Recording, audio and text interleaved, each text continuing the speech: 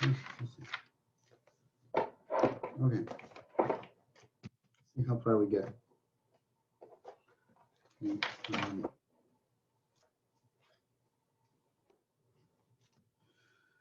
Okay, 4.1 is anti-differentiation. So we're going to go, we went forwards with differentiation, and now we're going to go backwards with integration.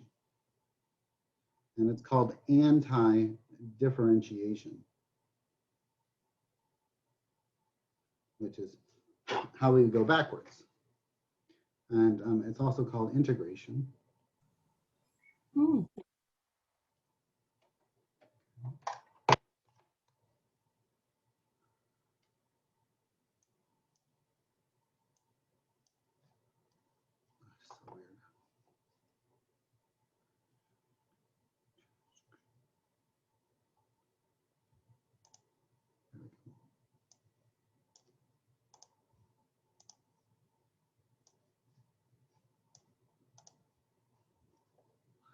Okay.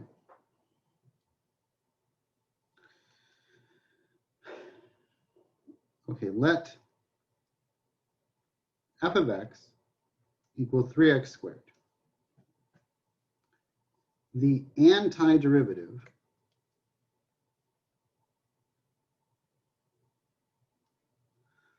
of f of x, is capital F of x equals x cubed plus c. Okay.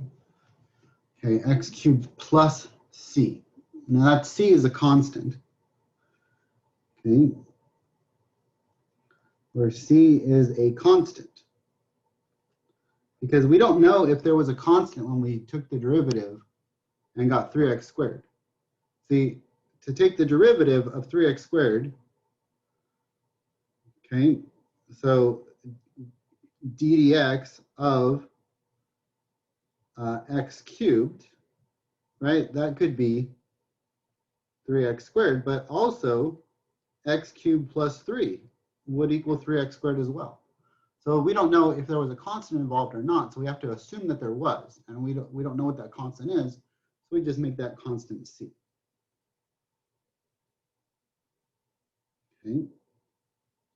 So we say that the derivative with respect to x,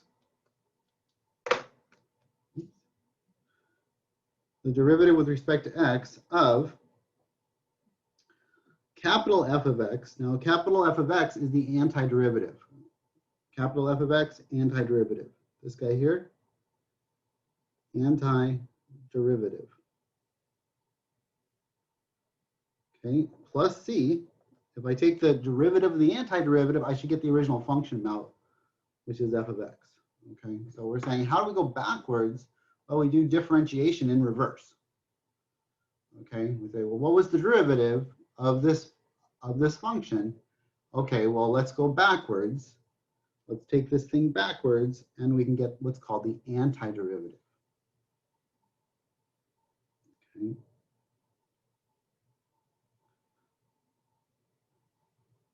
Okay, so likewise, we can write the integral of f of x with respect to x, okay, is equal to f of x plus c. Okay, and this is an integral symbol, integral. It really is a big S for sum, okay, not for Superman. Okay, but it's just a giant S for sum. It means sum, okay, all of this stuff up, and it gives the antiderivative. Okay, so let's do some rules for anti-differentiation. So rules for anti-differentiation. Okay, rules for anti-differentiation. Number one, if I take the antiderivative of a constant with respect to x, then that's going to be x, okay, kx plus c. Just means that if I took the derivative of a number in front of a variable, that would be k. And so the antiderivative of a constant is k and then the variable x. Okay, let's do the power rule in reverse. The power rule would be if I took x to the nth dx, if I wanted to go backwards, if I had, say, x to the n plus 1 and I took the derivative of that, what would I have to do? I'd have to do n plus 1 times x to the n plus 1 minus 1, which would be n plus 1 x to the nth. But I have to do something with the fact that I have an extra n plus 1 there. So what I do is I divide by n plus 1. Okay, I divide this off. And what that does is it gives me the original x to the nth, which is what I want. But I also don't want to forget the plus c, okay, that constant there. So what I'm going to do is I'm going to raise the exponent to the next power and then divide by that number. Okay, whereas keep in mind, if we want to take the derivative of x cubed, right, what was the derivative of this? That was 3x squared. But what if we want to take the integral of x cubed? Well, now I have to raise this to the 4th power and divide by 4, right? Because if I take the derivative of this thing. Sí, la primera vez que vaya ya vuelvo a ir, ya no se me pegó. Y él no dice, es un laberinto, yo no sé cómo me recuerdo, le voy aquí, no es el... Thank you, Alex. Alejandro. Okay, so if I were to take the derivative, that 4 would come down and cancel with the 4 on the bottom. Okay, and I would get the result that I want. So just keep in mind, I'm going to have to raise this to the 4th power and then divide by 4. Okay, so if it's an integration and then the plus c, always plus c. Okay, always plus c. Always plus c. Samurai. That actually comes from, interesting. Okay, let me see if I can YouTube this thing. Okay, how will we ever know what c is, or will we keep it as a variable? You're just going to keep it as a variable. You don't know what c is unless they tell you what the value was at a certain initial condition. You might be able to solve for c, right? If they say, oh, there's a starting point at like 1, 0, then you're like, oh, okay, when x is 0, y is 1, then I know, then I can solve for c. Okay, but don't forget the plus c on this, okay? Just I don't want to forget the plus c. Okay, when you integrate, do the antiderivative, always plus c. Okay, where's my YouTube channel? There it is. Oops, something went wrong. Of course it did. Something went wrong again. Okay, maybe I can't go on this computer. Let's just go to the YouTubes.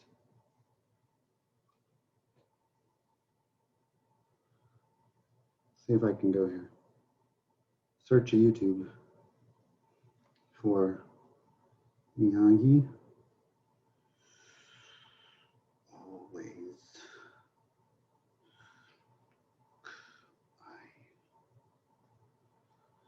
See. Okay. See what this goes. Okay. There we go. See, like right here. See, I'm going to stop my sharing for a second because I think. Stop it. Okay, stop it. I'm going to unmute for a second. Stop. No, stop.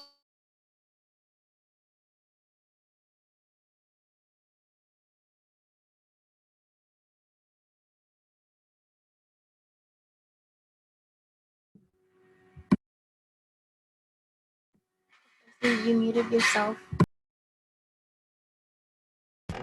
Okay, sorry about that. I did mute myself. Thank you very much. Okay, so But I have the sound on, and now I can go share computer sound. So hopefully you guys can hear Mr. Miyagi. Let's see what happens here. Is there any? Look I, always look I. So look I, always look I. So look I, always look I. Look I, always look I. So anyway, a little context for that. Let's get out of there. So a little context for that. Yeah, it's the wax on, wax off, right? Wax on, wax off. So there's the Karate Kid. It's a famous movie from the 80s. Yoo-hoo. And they are bringing it back with the Cobra Kais and stuff. But Mr. Miyagi, right? Maybe I'll go to the other one too. Okay. Daniel's kind of like pissed off because he's been doing like all this guy's work for the last 4 weeks. And he's like, wax on, wax off. He's like, show me paint the fence. He's like, paint the fence, paint the fence. And shows him paint the fence. And then he's like, show me sand the floor, sand the floor. And then he finally gets that all this work that he's been doing, he finally understands that it wasn't for nothing, just to do a bunch of chores, but that's still wrong. But it's actually that he was working as the muscle groups that he needed to do the blocks and that he was trying to teach him, Mr. Miyagi. And then he says, look, I always look, I look, I always look. Well, in this class, it's plus C, always plus C, always plus C. So he's like, he bows, Daniel bows, and he's Mr. Miyagi whacks him on the top of the head. And he says, no, look, I. You always look your opponent in the eye. And in calculus, it's always plus C. It's plus C, always plus C. This is how it is. Okay. So go back and watch the full clip. I don't have time to show the full clip in class, especially since I'm having YouTube issues. YouTube issues. Search my YouTubes. Yes. No. Oh gosh, get those guys off there. Yeesh. I've seen way too much of them in the last 4 days. Okay, so Miyagi, always look high. See what we got here. Yeah, this probably shows the Good grammar and spelling are important, but if you want to write essays that inspire, skip you. See, oh, this is it. This is the whole thing. So yeah, so the first one where you go in. Okay. You guys hear the sound coming through, or is it just my voice? Yes? Okay. So, let's just chill for like 3 minutes. Because, he says, no up, down, go side to side. Damn it! Like, Can't believe it! The game's meant to. Yeah, it's all pissed off. I want to try your damn stuff for free. Go away. No. Go away. Dad. Oh, Miss Spot. No. What spot?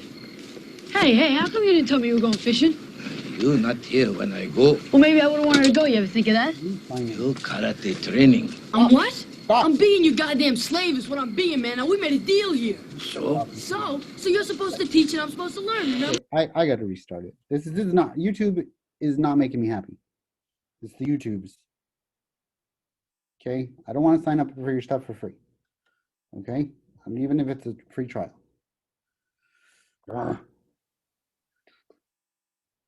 YouTube. Stop with the YouTubes. I'm going to get this. And try. One more try, and then that's it. Then I give up. Okay? So, look high. Always look high.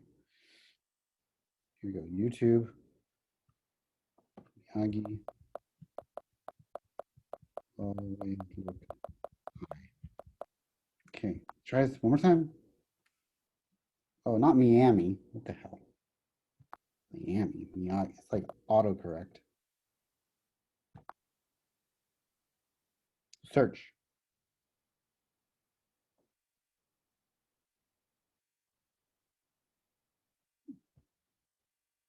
This one.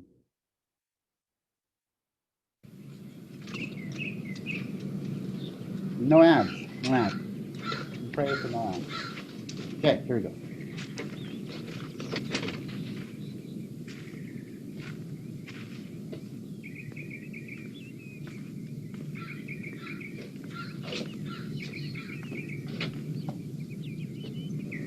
No up, down. Go side, side. Damn it! Can't believe it. That's good.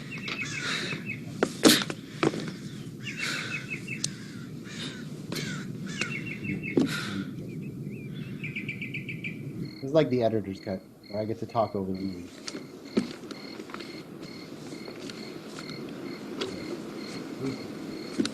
Going side to side. Oh, Miss Spot. What spot? Hey, how come you didn't tell me you were going fishing?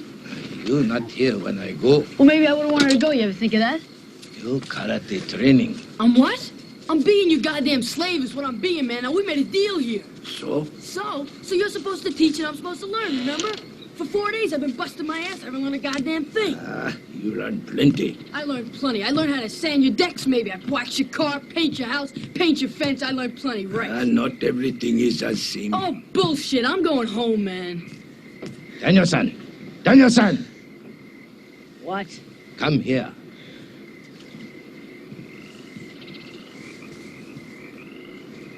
Show me sand the floor. I can't move my arm, all right?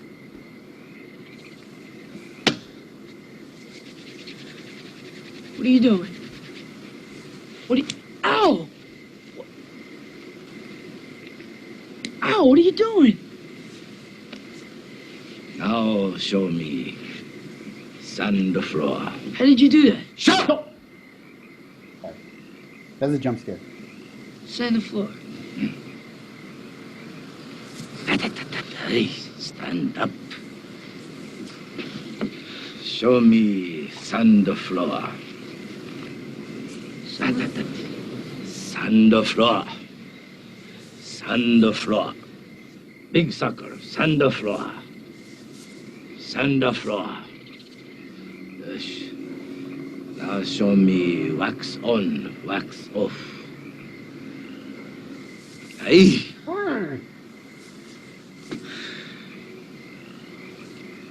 Wax on, wax off. Wax on, wax off. Hey, wax on, hot. Wax off. Hot.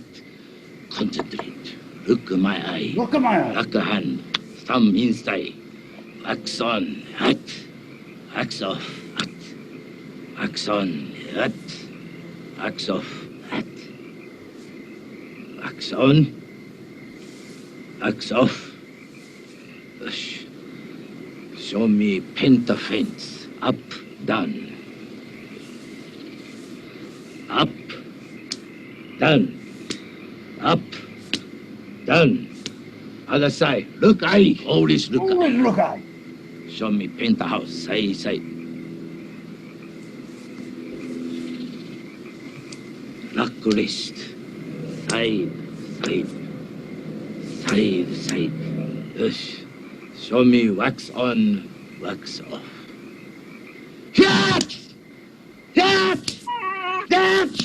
That! Show me paint the fence. That!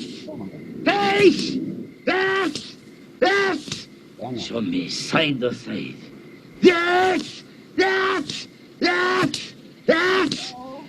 Show me sand the floor.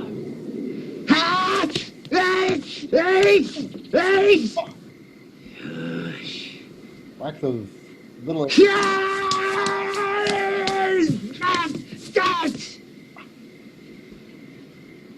Oi. Wow. Aye. Always look eye. Come back tomorrow. Context. So that's it for him. So anyway, plus C, always plus C. So that's the thing in calculus. You always do the plus C. Now, when I first started teaching, I was not teaching calculus. Okay, I guess, I don't know. I'm a lover, not a fighter. So I don't know. I don't know about this stuff. Okay. So when I first started teaching, I actually showed this in my class, and there was no such thing as YouTube. Imagine that, right? So I actually had to go out and buy the movie myself so I can show this clip in class, that 4-minute clip. I would show it to my middle schoolers and my high schoolers, and I would be like, look, we're going to be doing stuff in this class, and you're not going to necessarily understand why you're doing it, but eventually it'll all come together. And you're going to be in this like business calc class one day, and you're gonna be like, oh, this is why I had to learn that math, all back in algebra 1 math, right? Like, oh, this is why I had to do this. And I'm like, I will be your math sensei. Bow to me, and you can just know that I've been where you're at, and you have not been where I'm at, but I know where you're going and how to get there. So basically showed that to tell them, just trust me, I know what I'm doing.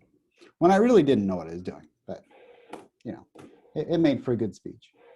But now that I teach calculus, it's plus C, always plus C, always plus C. Okay, so that's the dealio on that one. Okay. Yeah, there you go. Exactly. Okay, so let's go on to number 3. Okay, step number 3. No, I'm not going to take the blue pill, I can assure you. Okay, dx. Okay, so the integral of 1 over x dx. Well, we saw what the derivative of this was, and this was the natural log of the absolute value of x plus c. Again, always plus c. Always plus c. Always plus c. Okay, number 4. Okay, the integral of e to the x, I'll put e to the a dx, is going to be 1 over a e to the ax plus c. Always plus c. Okay, now where did this 1 over a come from? Well, that's the chain rule. If I did the derivative of e to the 3x dx, okay, if I did the derivative of this would equal 3 e to the 3x. Now, how did I get that extra 3? Well, it's the chain rule. So if I wanted to go backwards, if I wanted to integrate this, right, if I want to go backwards, I'd have to account for this extra 3 out here. Right, so if I wanted to go backwards, I'd have to say, well, if I want to integrate something that doesn't have the 3, right, then I would end up having to divide by 3, because if I'm going to take the derivative, I would end up with an extra 3 that would not be counted for. So I would go 1/3 e to the 3x, take the derivative of this, and then the 3's are going to cancel out. I would get a 3 over 3. And that would cancel out. Okay, so that would bring the 3 down. The 3's would cancel, and I would just be left with this guy. So they're saying if I integrate e to the 3x dx, then this is going to be e to the 3x, but I have to undo the chain rule. How do I undo the chain rule? The opposite of multiplying by 3 is dividing by 3. And then again, plus c. Always plus c. Always look at. Always plus c. Okay. Always plus c. Okay. So let's do some integration here. Always look at. I love that little guy. Pat Morita is his name. He was a comedian, and then he got that role like later in life, and they're like, how can we have this comedian do this, like, really serious role? And he pulled it off really well. He was in Happy Days early in his career. He was he was a chef in Happy Days, and he always come out. "Bah, ha, ha, ha, ha." He was a funny Asian guy, and he was a comedian. And then he got this role in The Karate Kid. It changed his whole career. Pat Morita, and in it there's a joke. There's a joke in that movie that if you don't know Japanese, you wouldn't get the joke. And I had a Japanese friend, and he's like, "Oh, do you get the joke in The Karate Kid?" And I'm like, "No, where's the joke?" And he says that the kamikaze pilots in World War II, they would say bonsai, like bonsai, like Geronimo, like that's what they say when they like would do their kamikaze planes into the ships. Like they're like bonsai, like it was like Geronimo. So, but bonsai is a little tree, like the little trees. And so Daniel comes in one night when Mr. Miyagi is like drinking because he's upset about the anniversary of his wife and son's death. And he comes in and says, "Oh, bonsai." And Mr. Miyagi's like, "Bonsai." And at the top of his lungs, like Geronimo. He's like Geronimo. And he's like, "Yeah, if you didn't know Japanese, you wouldn't get the fact that there's a play on words there in the script, and that he's actually saying Geronimo. He's not saying little trees. He's like Geronimo. He's like making fun of Daniel saying it wrong." But that was interesting that there's actually this like inside Japanese joke in the movie Karate Kid. So I thought that was kind of interesting. So I'll pass on that little trivia to you as well. So yeah, one of my favorite movies of all time. It's not, it's up there. I mean, there's the hierarchy, right? There's like Star Wars. And then these are all like on my list that I give out to like potential girlfriends, right? Just like you make up this list. Like, have you seen Star Wars? Have you seen the Lord of the Rings trilogy? Have you seen Pirates of the Caribbean? All 5 movies. Have you seen, right? You go down the list. And you're like, if you want to be my girlfriend, you have to have this application. It's called the girlfriend application. And then you just fill out, you check out those movies that you have seen. And the more points you get, then the more I will consider going out with you. And that's the way it worked. And, that's how I got my wife. So there you go. It's like, works for me, right? So there you go. It's like, so there's a hierarchy. And, Karate Kid's there. It's like maybe like 5 or 6 on the list. Have you seen the Karate Kid? Check that out, right? Check, right? So, and then I found this girl who was like, she's all like, I think it was, what was it? Like, what was coming out? I think it was The Phantom Menace. It was coming out. No, I think it was Attack of the Clones. It was Attack of the Clones was coming out. And she says, and I said, "Oh yeah, I'm gonna go to Man Chinese Theater in Hollywood on opening night for Attack of the Clones." And she's like, "Oh, I want to go too." So I'm like, "Well, there you go." So I was like, I mean, how, and the rest is history, right? You're just like, bro, you find this girl, she wants to go see Attack of the Clones.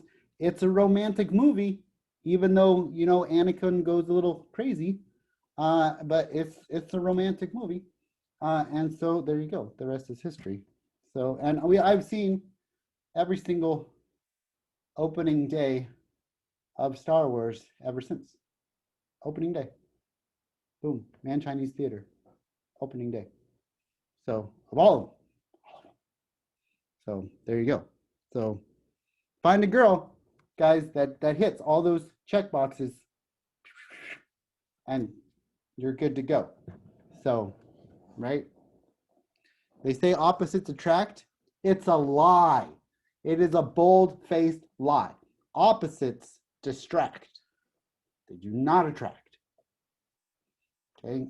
That's a little relationship advice there. Anyway. I'm tired. Are you guys tired? It has been a long week. Has it been a long week for anybody else? With this stupid election thing and everything else? I'm like, this is like a long freaking week. I'm like, I'm just not, I'm pushing myself through, because that's what I do. I just push myself through. Nevada is the key, isn't it? It is the key. Well, no. Here's like as a mathematician, there's certain things that just screw with my brain all the time. Okay, especially when the COVID thing hit, I did this whole like analyzing of all of this thing, right? Like COVID, and I'm like, okay, these states are going here and this. I'm gonna map it all out. I'm gonna like boom. I'm gonna say a boot, okay, and then I'm charting it every day and running all of the models and everything else. I'm like, oh, right. So then this thing hits too, and I'm just like, I'm like, bro, let me share with you what. See, this is the stuff like I don't sleep much because I'm just hyperkinetic of a person already, which is worse than hyperactive. So like I don't do stuff, right? So I'm just like, I just play with these things all day long. This is all I do. I'm just like, okay, what if Arizona hit? What if Nevada hit? What if Georgia went blue? What if North Carolina, everybody like died or something in the next 5 days? I run all these, and then Pennsylvania over here. And I've been sitting at my computer staring at this thing way too much. I'm like, is Alaska really going to go red? They say Alaska's red, but is it really red? Like, how red is Alaska? Because are there really like these conservative moose up in Alaska that people they're just voting, going to the polls? Who knows if Alaska even exists? Okay, like I'm convinced Alaska and Wyoming, they don't even exist. They just had to create extra states. Like I have no clue. Like, have you ever met anybody from Wyoming? I don't think it exists, honestly. I just think they needed like 3 electoral college votes, and there's like the 3 guys in like a closet somewhere, and they're like, hey, okay, we're always gonna vote red. Okay, that's just like John, yeah, just vote red. Jim, yeah, just vote red. And we'll call the state Wyoming. Yeah, I'm like, sounds good to me. Like, I've never met anybody from Wyoming. I don't think it exists. I don't think it's a state, but whatever. They're like, hey, you know what? We're gonna make it all red. So I've been going here, and here's the stuff that keeps me up at night. Watch this, right? So say Arizona goes red. Say Georgia, which is really close to, goes blue. Say North Carolina goes red. Say Pennsylvania goes red. Virginia, it's already called it blue. And say Nevada goes blue, which it usually does. No, sorry. Say Nevada goes red. Now where are we at? We're tied. There is still potential for, get these stupid JCPenney ads off my screen. Okay, so there is still a potential for a tie here. This is the crap that keeps me up at night. Okay. Well, they're all too close to call. Why do you think like Arizona is going the wrong direction, right? It keeps going red. Nevada is, have you seen Georgia? Look at Georgia here. Okay, it's 49%, 99% of the vote is in. 49% Trump, 49% Biden. Are you kidding me? Look at, there's only 2,000 votes that separate the two. 2,000 votes out of 5 million. I mean, this is the crap that keeps me up. Okay, so there you go. Okay, here's the one that's more likely. Right? Here's the one that's more likely. Again, JCPenney. I'm going to report you. This is not appropriate. Go away. I buy one thing from JCPenney because I feel bad they're going out of service, and they send me all this crap. Okay, so here's the stuff that right. So say Georgia goes blue, boom, we're tied. Okay, here's the one that really keeps me up at night. What if this all goes red? Okay, but these two go blue. Boom, where are we at? We're at 270. Biden wins by 1 electoral college vote. They're either going to tie or Biden wins by 1. Like, this is the crap that we're at right now, right?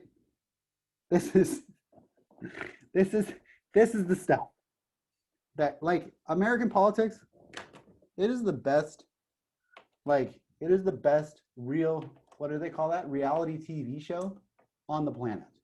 It's the best. Because, like, again, you could sit here and just be like, yeah, well, what happens if North Carolina goes blue? Okay. Now, what happens? Like, you just sit here. What happens if Arizona goes red? Bam. What happens if Georgia goes blue? Bam. Okay. So you just sit here all night long. And I mean, there's about 16 different permutations that you can play with. Be like, we don't know about Pennsylvania. But I guarantee you by tomorrow night, we're going to know Pennsylvania and we're going to know Arizona by tomorrow night. And we're going to know the end. So anyway, I'm sorry, not to get political on you. I'm not. I don't care who wins or loses. I just like to see the game played. That's what I'm into. So I'm just like, dude.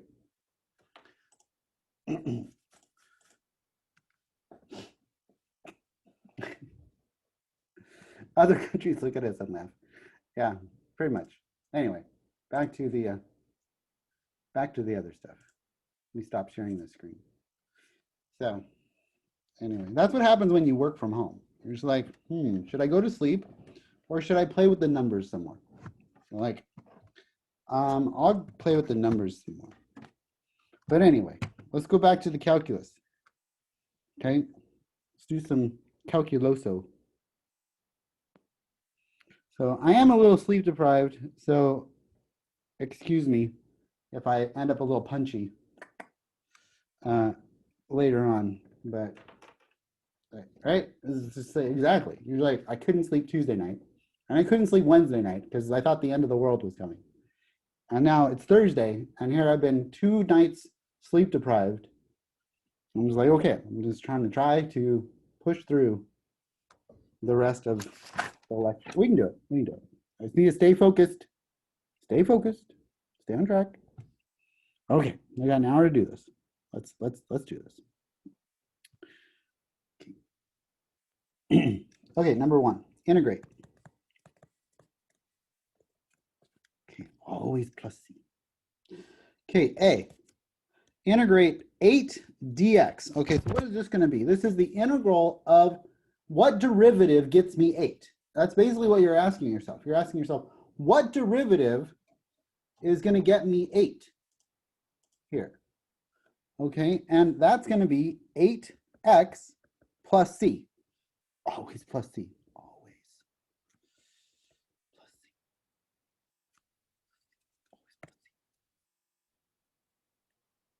c. Okay, always plus c. Okay. Okay, B. What's the integral of 3x squared dx? Oh, well, that one we already know, right? It's 3 times x to the 3rd over 3. Okay, why? Because we would have to do the 3 in front, which is the coefficient, and then x to the squared goes to the 3rd. It goes to the next power. Instead of going down a power to differentiate, we now go up a power. Right? We go up the power. Okay, and so the 3's cancel out, and I'm left with x cubed plus c. Again, always plus c. Always plus c. Always look high. Okay, c. Okay, e to the x dx. Oh, this one's easy. This is just the integral of e to the x is just e to the x. Okay, plus c. Now, where'd the 1 over a come from? Well, 1 over 1, the a in this case is 1, and so the 1 over 1 is just, okay, is just 1. So that kind of cancels out. Okay, so, and the integral of e to the x is e to the x, the derivative of e to the x is e to the x. That's the great thing about e to the x is it is its own derivative and it is its own integral. Okay, what about x to the 7th power? Okay, dx. Well, this is going to be equal to, okay, raise that 7 to an 8, and then divide by 8, plus c. Okay. E, let's try e here. The integral of radical x. Ooh, this one's interesting. What's this going to be? Well, the derivative would have been 1 over 2 radical x, but we don't want to do that. We want to say that this is the integral of x to the 1/2. Let's add 1. So this becomes x to the 3/2. And now let's divide by 3/2. 3/2. Which dividing by a fraction is the same as multiplying by the reciprocal. So this is going to be 2/3 x to the 3/2. And then what? Oh yeah, plus c, always plus c. Boom. Okay, f. Okay. E to the 4x dx is equal to 1/4 e to the 4x, right? This just goes back to this guy here, right? This formula here. Okay, do the opposite of the chain rule. And where are we at? We're at 1/4 e to the 4x plus c. Again, always plus c. Always plus c. Okay, why always plus c? Because we don't know if there was a constant or not when we take the derivative, right? If we did d dx of x to the 7th power plus 3, well, what is the derivative of that? Well, that's 7x to the 6th power. Well, did we know if there was a constant? No, so we have to take into account that there could have been. Okay, when we go backwards, because we're going backwards through this whole thing. Okay, let's look at our integration skills here. Okay, let's integrate 3x to the 5th plus 7x squared plus 8 dx. Okay, so now that I have a polynomial, I'm going to integrate piece by piece by piece. Okay, so how do I integrate piece by piece by piece? Well, I can break this up into 3 integrals if I want to, or I could just integrate each term individually. You could go like this, 3x to the 5th dx plus 7x squared dx plus 8 dx. You could break it up individually, or you could just do term by term by term. Well, what's the integral of 3x to the 5th? Well, that's 3x to the 6th divided by 6. Okay, nice, nice, nice. Plus, what's 7x squared? That's 7x to the 3rd over 3. Nice, nice, nice. Plus 8x.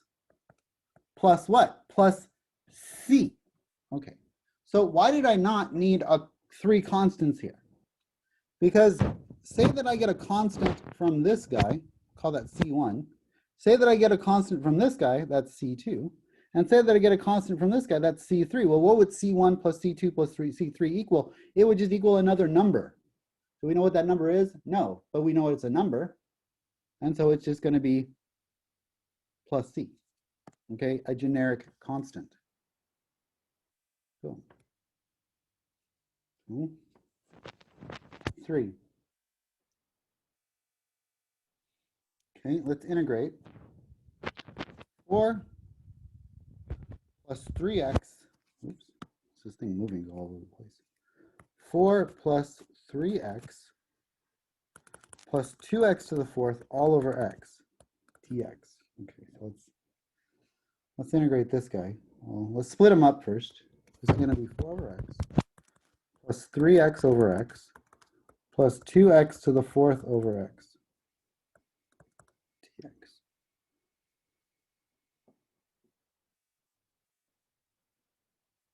Okay, let's integrate.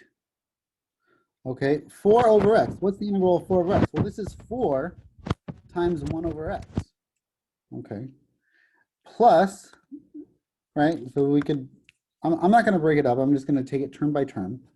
Plus 3, this is x over x, those cancel. Plus 2x to the 3rd, right? So I'm going to write it like this, dx. Well, what's the integral of 1 over x? Well, that was natural log of x. Okay, the derivative of natural log, 1 over x. Okay, the integral of 1 over x is natural log absolute value of x. And I'm not going to get into why there's the absolute value, that's for a Calc 1 class, or even a Calc 2 class. So just, it is absolute value because it has to do with domain and range. Okay, I'll just leave it there.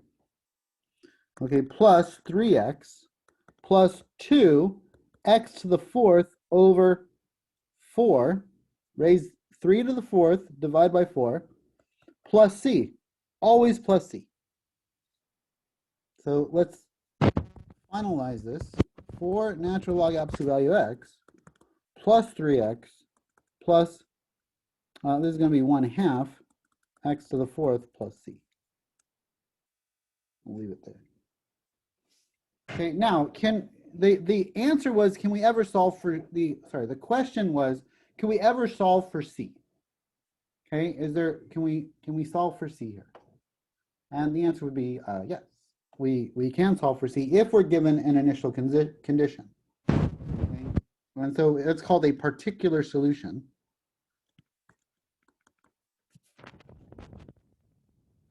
Okay, a particular solution is like 3x squared plus 3. A general solution, okay, general solution is 3x squared plus c. Okay, so general solution and particular solution. Can we ever solve for what c is? Yes, if we're given a point. Okay, that's general. Okay, or generic. It's a generic solution. Okay, so let's find how to write. Let's find how to write. Okay, find the particular solution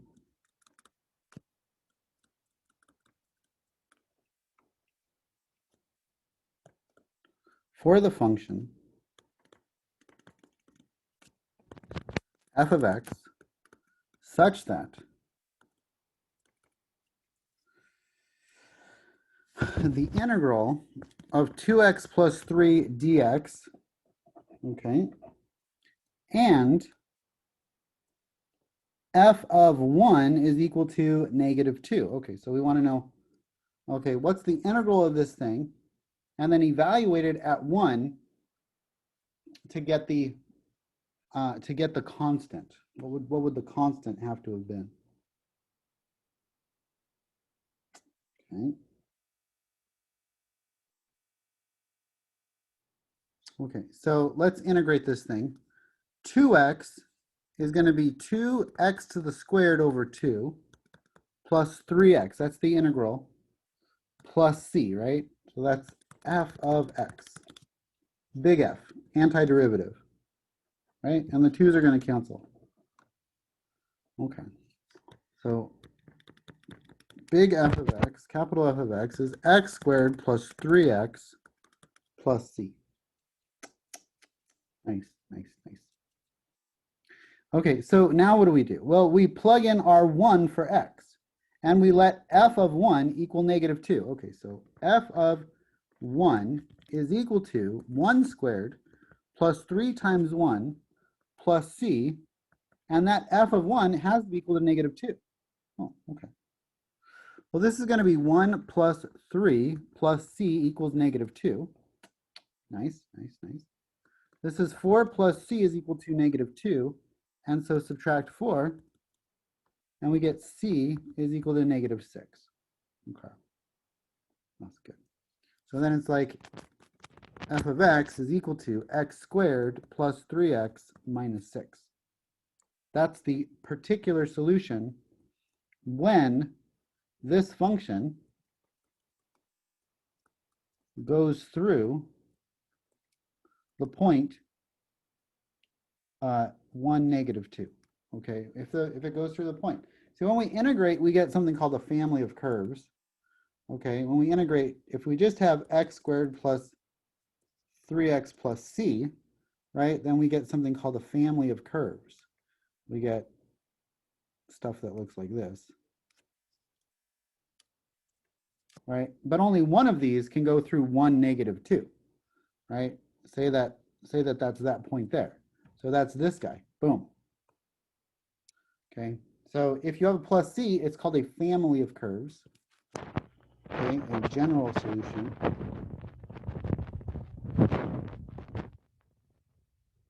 Family of curves, right? They're all the same shape, just different location. Okay, a particular solution is one of the family. And say that this guy ends up being the particular solution. Let me bold him. Okay, so this guy ends up being that particular solution that goes through that point that I want. And so he's the one in the family that I want. There. Okay, so this is a particular solution.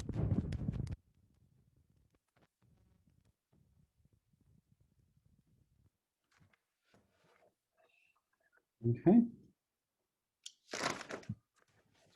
Okay, let's move into 4-2. That's 4-1, that's it. Rules for integration. 4.2. Okay, antiderivatives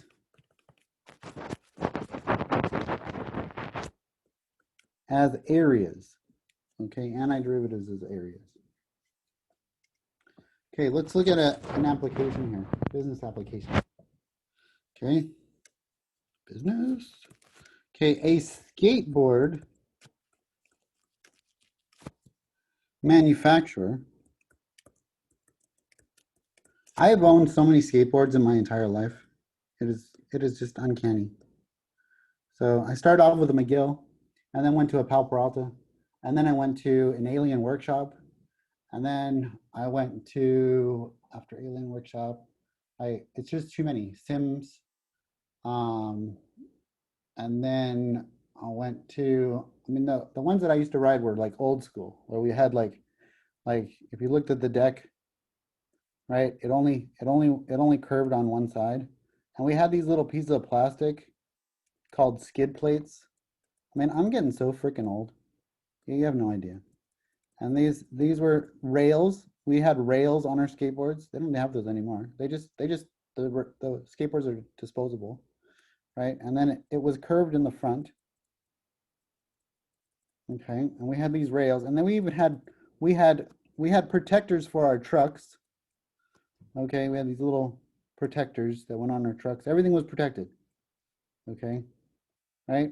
And we protected our skateboards like to the nth degree. This was called a skid plate. They don't make those. They don't, like, what's a skid plate?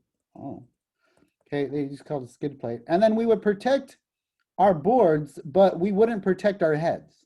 So that's how we rolled in the 80s. We like had long hair and we skated all day. And I had a half pipe in my backyard. So like everybody came over to my house because I had a half pipe in my backyard. True story. Okay. I grew up in Thousand Oaks. We had a half pipe. That was me going down my half pipe. I had a little ledge here where I used to eat and hang out and eat lunch. Right? Boom. Skateboards. I used to skate all the time. I still have a skateboard. And still have a skate. But I don't skate anymore because I'm afraid of going to the hospital. So that's the problem, is your bones, they get brittle. So I gave up skating around 30 because it became socially unacceptable to see this guy at 30 on a skateboard, even though I could kickflip better than all the people in my neighborhood. They're like, oh, whatever. So I had like shaggy hair back then. It was kind of like a mullet, because it was like the 80s. It was just like the thing that you did, right? It was like business in front and a party in the back. That was how we rolled. And then about a couple years later, I started wearing these things around my waist, right? And they were called flannels.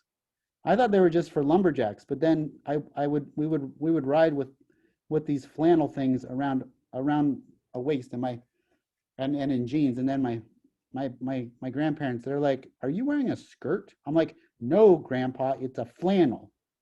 And I skateboard on these things, and we have skid plates and rails, and we had truck protectors. They don't even make those anymore. I'm like, what the hell is a truck protector? Piece of plastic. Dude, we put plastic all over our skateboards. Again, we had the mullets going, but we did not have any helmets. So we just thought our hair was going to protect us from, yeah.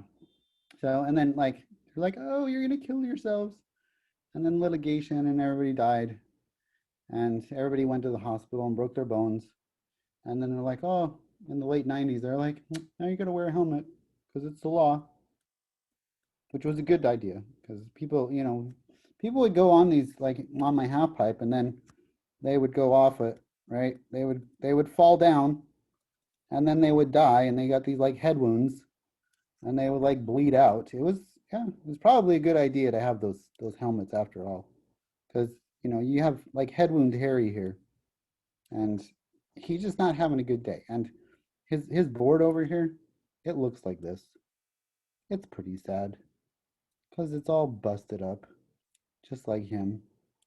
And there's like, I'm like, hey, bro, are you chilling? He's like, yeah, it's just a second degree contusion.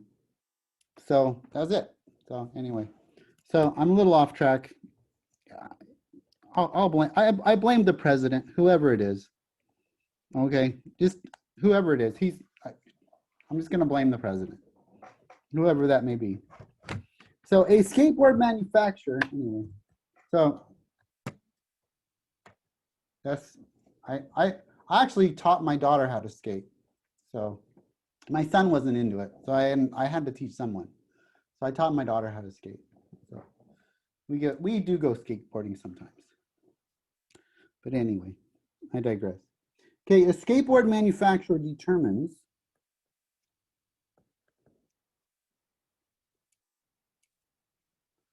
for the first 50 skateboards, it produces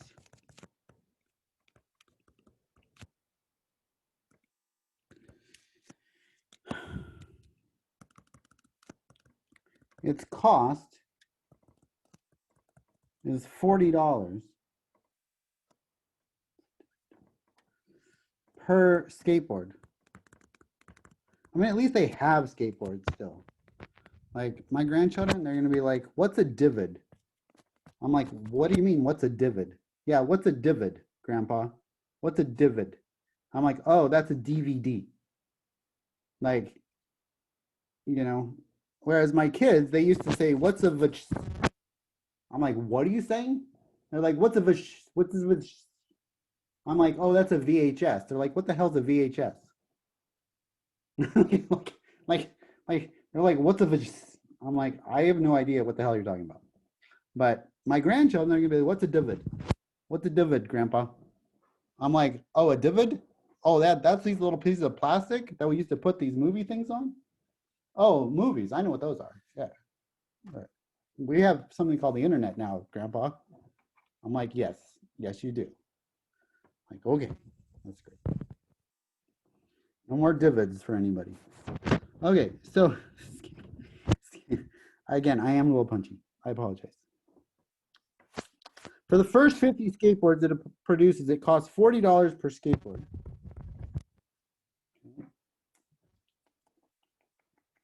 What is the total cost?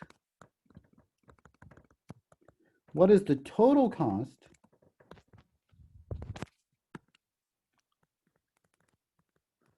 to produce,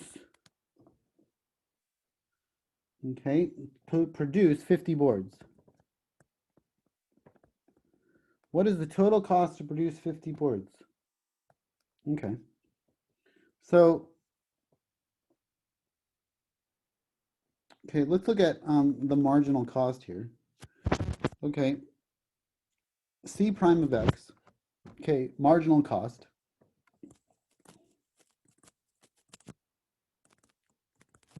Is really easy to find here because it's just 40. And why is it 40? Because it's the change in cost over the change in boards. And so it's basically a rate of change. How much is my cost going up? Well, it's going up at a cost of $40 for one board, okay, or per board, right? It's $40 per board. That's my marginal cost, is a rate of change. It's a rate of change, and it's $40 per board. Look good. Okay, $40 per board. That's my marginal cost. Okay, that's the derivative.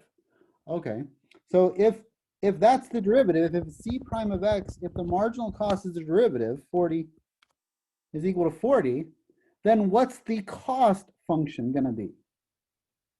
Well, wouldn't that be the integral of the derivative or the antiderivative? Wouldn't that be 40x? Right, and we could say 40x plus C, right? Plus C.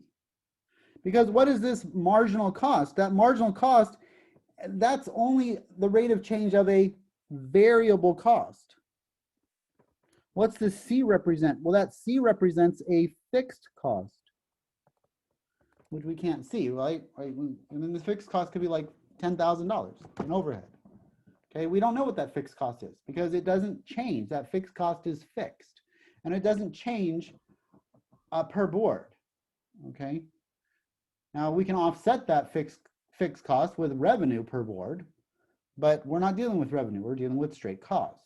We're dealing with marginal cost. They tell me, hey, you know what? Every board I produce, it's going to cost you $40. And we're like, oh, okay. So our variable cost is 40x. So let's just look at our variable cost here. Okay, and let's look at it as a graph. Okay. So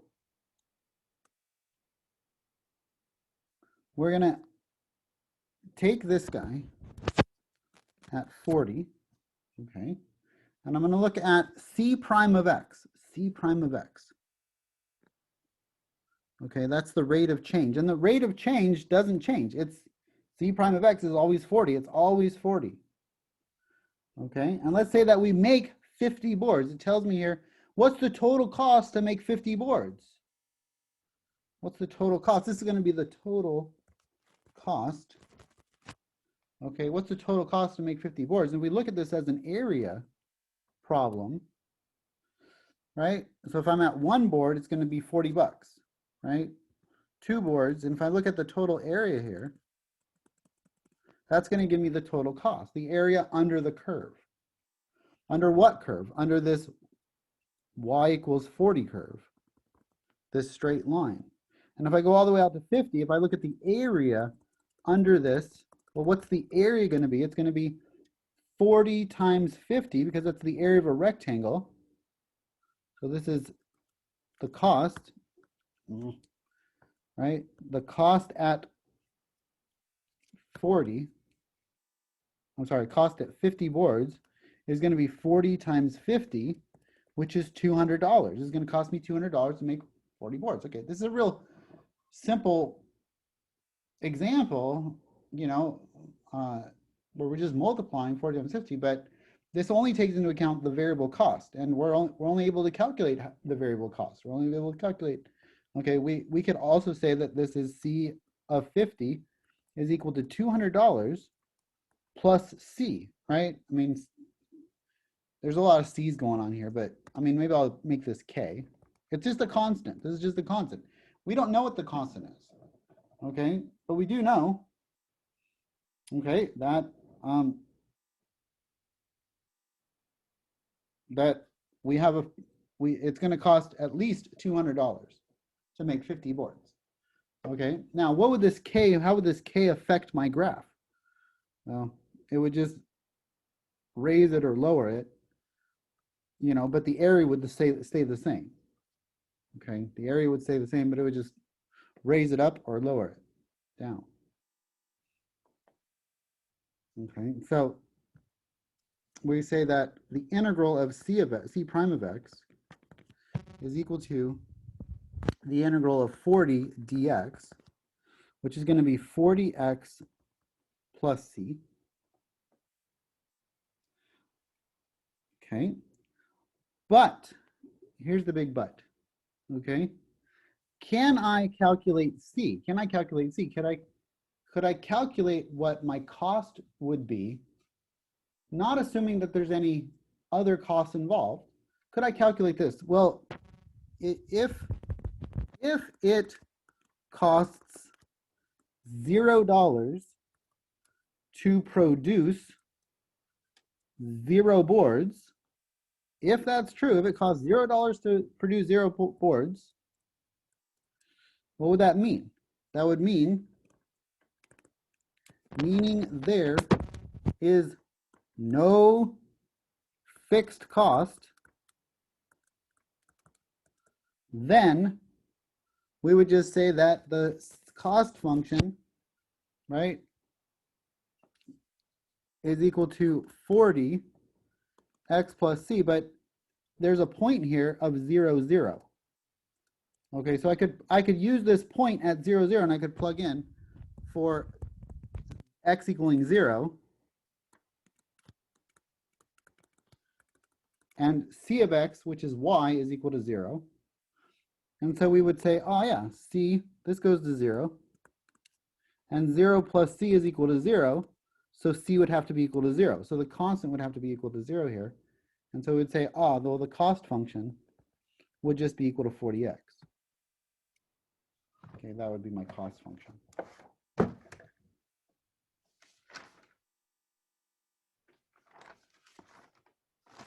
Okay, let's do one more of these. Okay, let's make the area a little bit different. It's not moving.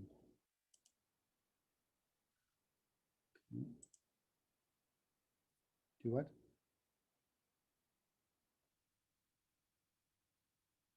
Somebody chatted. Oh, do stand-up paddleboarding. Yeah, that. I liked that. That was, yeah. I like kayaking better, actually. So I like doing that much better. So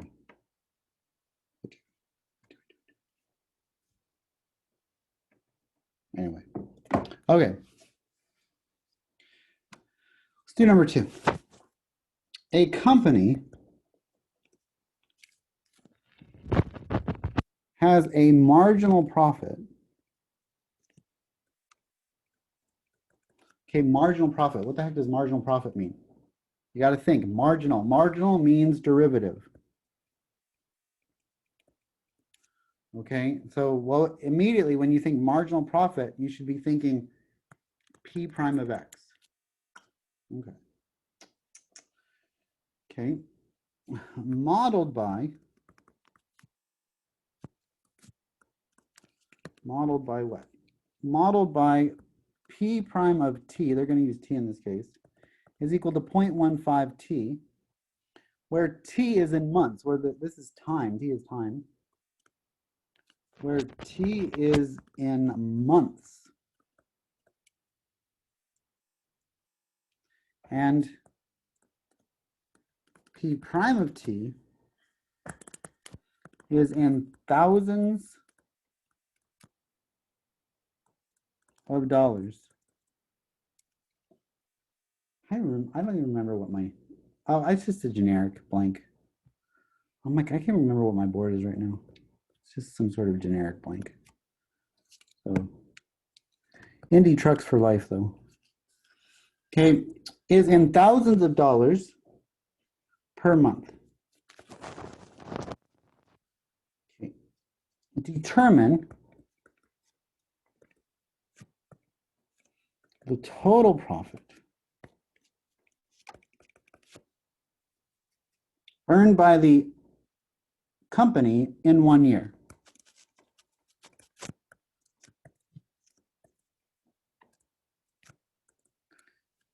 In 1 year. Okay, so there's 12 months in a year, right? Okay, so the rate at which this thing is going up, okay, is P prime of T. The rate is 0.18 per month, right? 0.18 times T. So if I let this be T, and let this be P prime of T, right? Then I'm gonna get this to equal 0.18 T. So this is gonna be a slope of 0.18. So at 1, I'm at 0.18. And then every month, I'm gonna go up another 0.18. So this would be like 0.36 and so on and so forth, right? So I'm going to go up every month for 12 months. So 1, 2, 3, 4, 6, 7, 8, 9, 10, 11, 12. And in this case, what is the shape here? Well, the shape is a triangle. Oh, okay. Well, that's kind of cool. The shape is a triangle. Okay. So at 12, where am I at? At 12, I am at what? What's 12 times 0.18? Oh, no. Is it 0.18 or 0.15? What did I say here? 0.15, sorry. This is 0.15. That'll make the calculation a little easier. 0.15, 0.30. This is 0.45, blah, blah, blah, 0.60, right?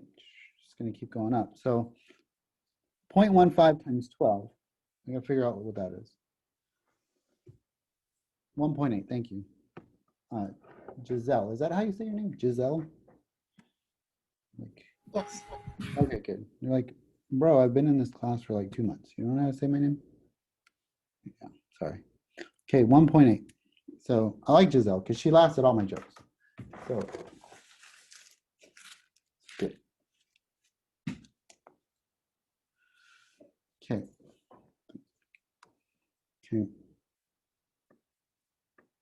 Okay, so what is the area under this? What's the area under this triangle? Well, if we go back to geometry, the area of a triangle is 1/2 base times height. So this is 1/2. What's the base? The base is 12. That's the x.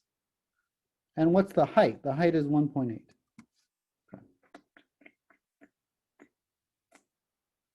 Okay. Okay.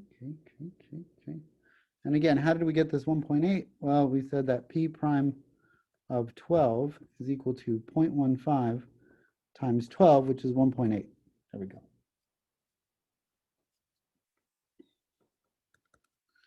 Okay, and so this is going to be 6 times 1.8, which is 10.8. 10.8. And what is that? 10.8. 10.8 is, okay, the total profit. The total profit is the area under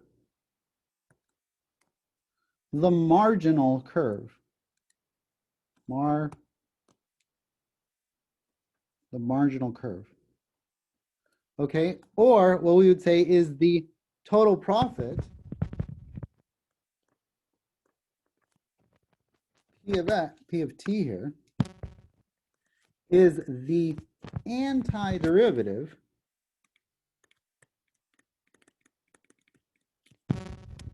of p prime of t at t for some value of t.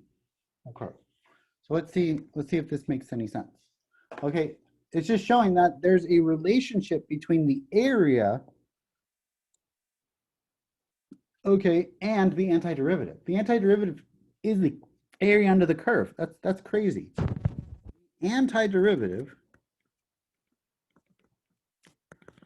is the area under a curve. Oh, under a function. I guess this is maybe not a curve. Let's do function. Okay, and whether that function is p of x, r of x, c of x, or anything else. That's an x, by the way. Okay. Okay. In order to get the total, you give me the marginal, I'm going to take the antiderivative. So we would say that p of x, or in this case, p of t, is equal to the integral of p prime of t dt, okay, which is also the area under the function, or we'll say under the marginal function p prime of t. Okay, so if you give me the marginal, I can either find the area under that curve or I can get the integral. Okay, now if it's a nice shape like a triangle here, then by all means, get the area under the curve and that will give me the total profit. Okay, as this profit changes every month, the profit's going up every month. I'm just going to find the area under the curve and that will give me the total profit. This is the total profit of month 1, total profit of month 2, total profit up to month 3, up to month 4, and so on. Okay, so the area under the curve is the total. Okay, and so let's prove this. Let's say that, well, what is P prime of t here? P prime of t was equal to 0.15 t, right? So what's the integral of that? We're going to say that P of t is equal to the integral of P prime of t. Well, what's P prime of t? It's 0.15 t dt, okay. So what's 0.1, that's 0.15 t squared over 2, okay, plus c is equal to P of t. Okay, but I'm going to assume that I'm going to get 0 profit when I sell, what am I doing here? When I sell something, thousands of dollars, t is in months. I'm going to say after 0 months, after 0 time, I will have got 0 profit. I'm not going to start with profit. So when t is equal to 0, I'm going to assume that p is equal to 0.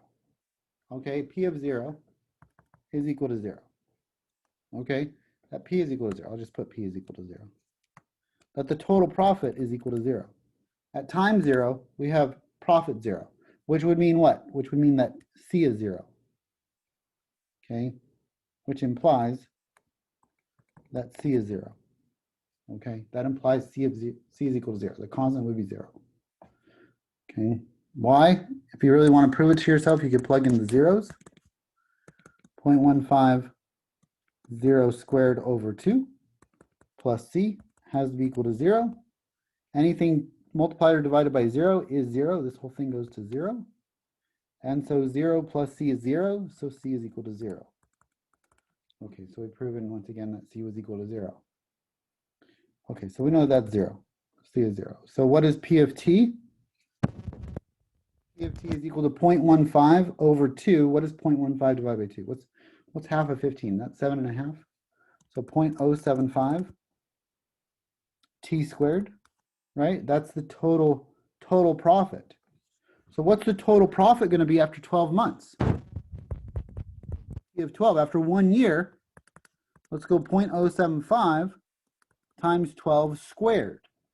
Okay, so let's plug this in. 0.075 times 12 times 12 is 10.8. Look at that. Isn't that amazing? Okay, 10.8, what? 10.8 thousand dollars. So it's really $10,800. 10.8 thousands. Where am I getting the thousands from? Because it's thousands of dollars. They already told me that the profit at the very beginning, they told me that the profit, where's the very beginning? Okay, the profit PT is in thousands of dollars. Okay, so the marginal was in thousands of dollars, so the profit's going to be in thousands of dollars. Okay, it's changing in thousands. So it's $10,800 total profit. Okay, now, are you going to have to draw an area every time? No. Okay, that we don't need to draw an area every time. Okay, that's just silly. Okay, what we are going to do is we need to know that basically, this is all we need to know, is that basically when we are given the marginal,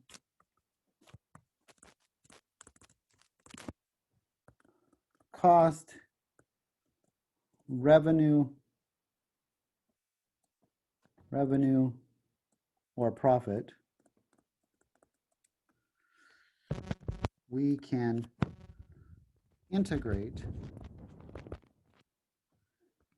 to find the total cost, total profit, or total cost, well, I should say revenue, total revenue, or total profit. Okay, now why is this important? Because again, think of it in terms of a quality control. You are hired as quality control and you're like, right now, at this point in time, I am turning out 300 boards a day. Okay, that's what I'm producing. I'm producing 300 boards a day, and making these 300 boards a day, it's costing me, I don't know, say $3,000 a day. Right? So say it's costing me $3,000 a day to produce 300 boards a day. Okay?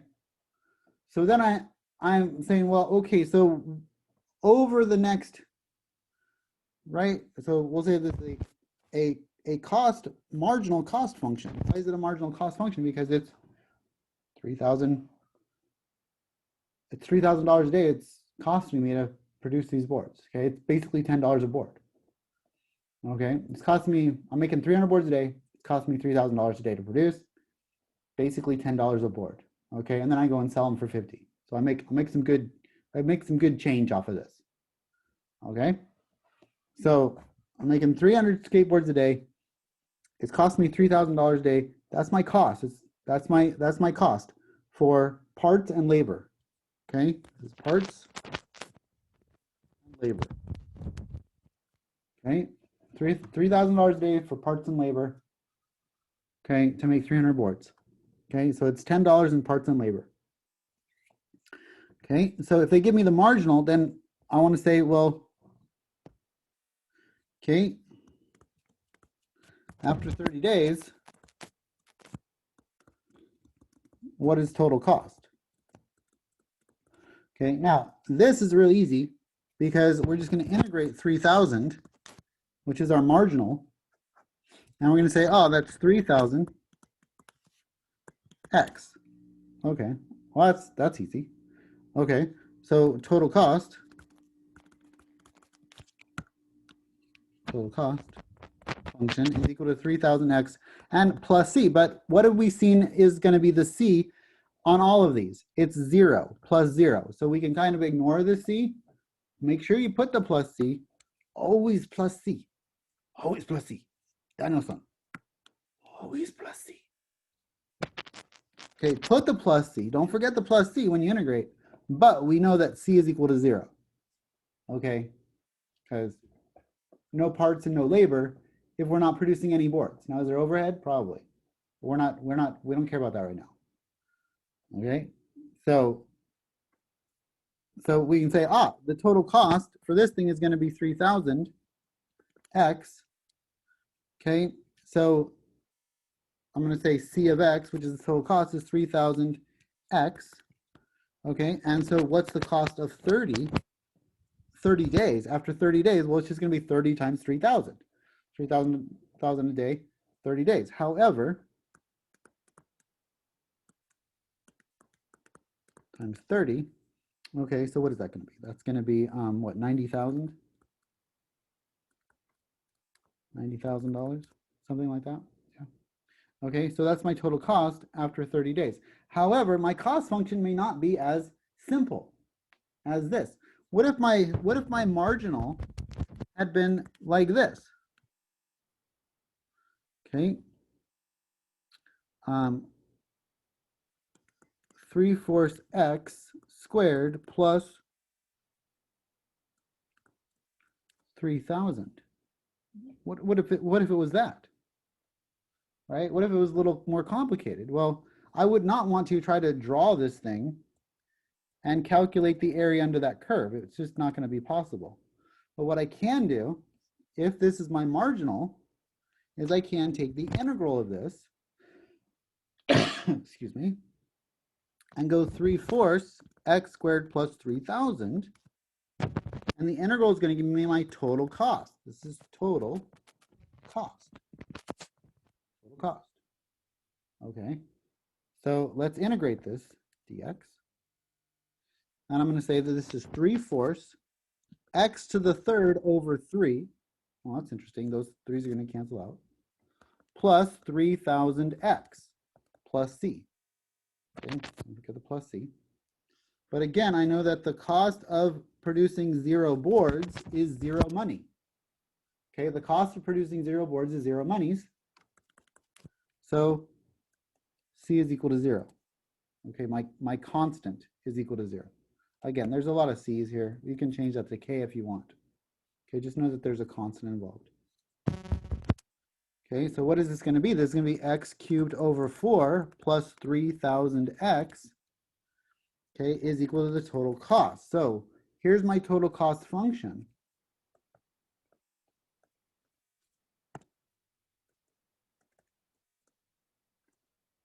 And now what do I want to do? Well, now I want to find out what's the total cost after 30 days. What's the total cost after 30 days? Right? So what is the total cost of 30 days? What's 30 cubed over 4 plus 3,000 times 30? Okay, so c of x. So let's plug that into my calculator.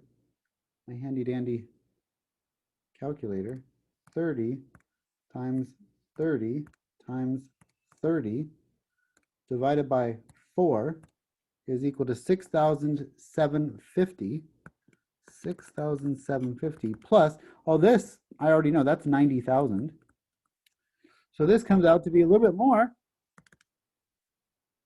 And it's now $96,750. That's my total cost after. Okay, so and how do we find that? Well, that's the marginal. I gave you the marginal here. And if you're given the marginal, then you can find the total cost. That's the whole point of this whole thing. Okay, if you're given a derivative, how do you find the total? It's the area under the curve, which is also the antiderivative evaluated at a certain value of x. Okay, we'll do more of